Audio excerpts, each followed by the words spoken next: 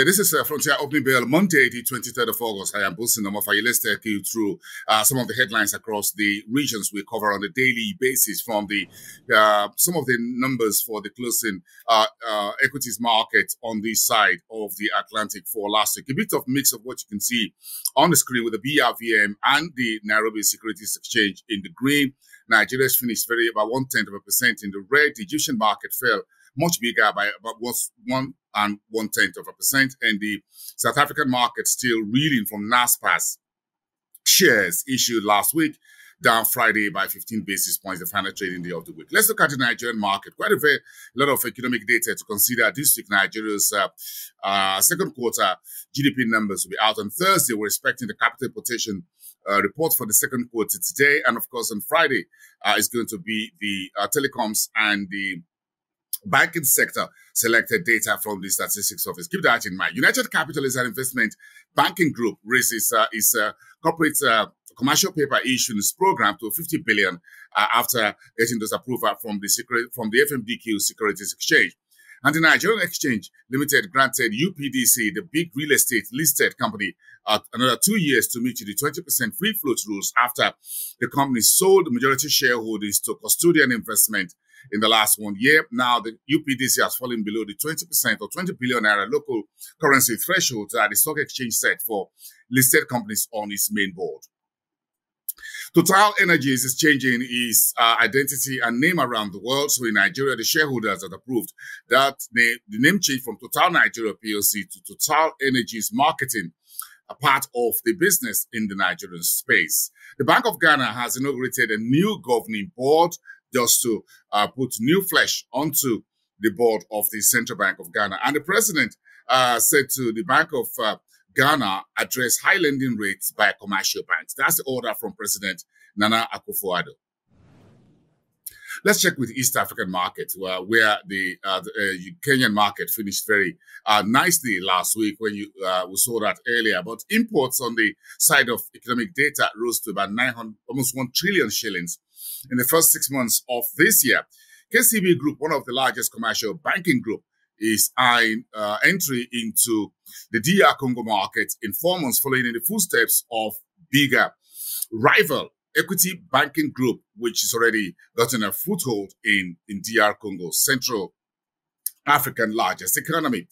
And Kenya's Little and Ola Energy to help customers cut transaction costs. That's also in the news this morning. And Uganda is looking at the cost of East African Core Pipeline, about $5 billion as risk-averse banks back out of that particular project, which was expected to be a cash cow for the Ugandan economy. Let's touch with South Africa, and I was talking about that earlier. With the GSE reeling last week from the NASPA's shares with ProSource, and so the adjustments that the GSE made on Fridays to adjust the capital after NASPA's deal overturned the index and fell very sharply for most of last week as investors took position and adjusted to NASPA's. NASPA's account for a very big chunk of the GSE shares widely held within South Africa and globally. The South African revenue authorities looking to attach Shefa Group assets to recover 15 million rand in tax debt by the company. Massmart is selling alien food units to ShopRite Checkers for about 1.3 billion rand. Massmart announced on Friday that is going to, ShopRite announced on Friday is going to start testing using non-staff-based operators or staffers at the stores, and that's the workers' union have kicked against, says is going to lead to unemployment.